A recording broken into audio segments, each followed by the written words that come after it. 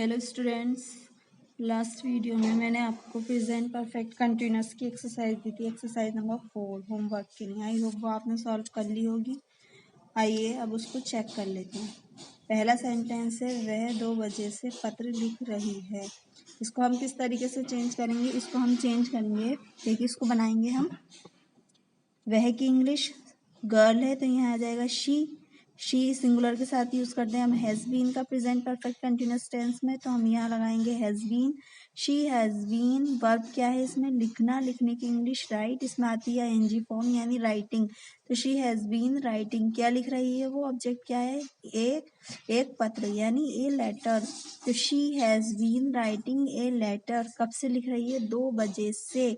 तो यहाँ टाइम जो है हमारा पॉइंट ऑफ टाइम है यानी निश्चित समय है, इसलिए से की इंग्लिश क्या आएगी? सिंस। और 2 बजे से 2 o'clock। तो she has been writing a letter since 2 o'clock। Second sentence है आपका, हम 2 घंटे से अपना काम कर रहे हैं।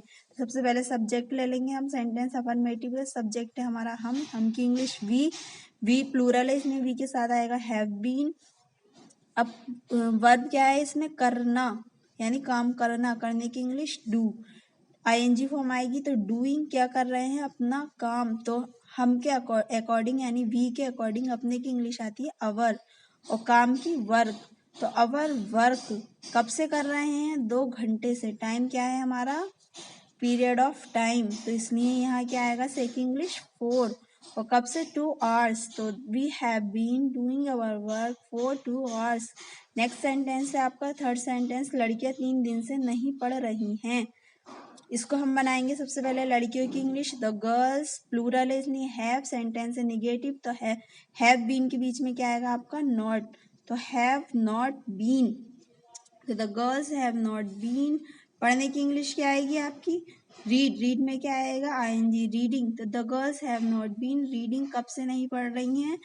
3 दिन से। तो टाइम जो है आपका पीरियड ऑफ टाइम है, तो यहाँ से की इंग्लिश 4 आएगी। 3 days, तो the girls have not been reading for 3 days। 4 sentence है आपका, क्या वह इस स्कूल में 2010 से पढ़ रही है यानी 2010 से पढ़ रही है। सेंटेंस है आपका इंट्रोगेटिव, फर्स्ट टाइप का इंट्रोगेटिव, ये बनेगा आपका सबसे पहले आएगा यहाँ वह के अकॉर्डिंग, सिंगुलर है इसलिए आएगा शी, और सॉरी हैज, और हैज और बीन के बीच में आएगा सब्जेक्ट। तो सब्जेक्ट क्या है आपका? वह यानी शी, गर्ल है तो यहाँ आएगा हैज शी बीन। वर्ब क्या है इसमें? पढ़ना, पढ़ने की इंग्लिश रीड में आएंगी रीडिंग, कब से? इस स्कूल में। तो मैं के लिए प्रीपोजिशन आती है इन, इसके लिए this school, in this school. Time जो है हमारा पॉइंट ऑफ टाइम है इसलिए आएगा सिंस 2010।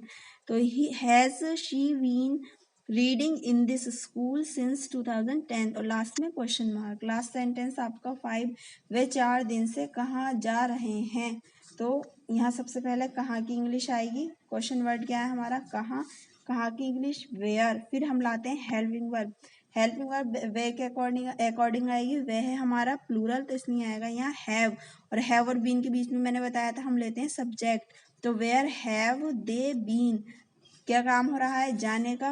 गो में लगेगी आईएनजी, टाइम है हमारा पीरियड ऑफ टाइम, तो यहाँ आ जाएगा आपका 4, और कब से? 4 दिन से, तो 4 days। Where have they been going for 4 days। Last में क्वेश्चन मार्क। आई होप आपने ऐसे ही किया होगा और आप ये सेंटेंसेस चेक कर लें अपने। इंशाल्लाह नेक्स्ट वीडियो में मिलेंगे। Thank you, see you tomorrow.